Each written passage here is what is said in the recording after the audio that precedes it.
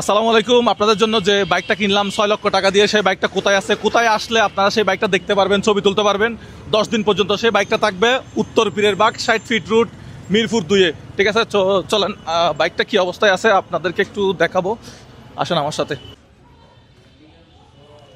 আলামিন, এই হচ্ছে আমাদের বাইকটা না? এই বাইকটি ক্রয় করা হয়েছে মোজাহের ভাই ইউটিউব চ্যানেলের সাবস্ক্রাইবারের জন্য। এটা আমরা ছোট করে এই পাশে কোথাও একটা রেখে দিব, হ্যাঁ রেখে দিব, যাতে আমাদের দর্শকরা আসলে এটা দেখতে পারে। সো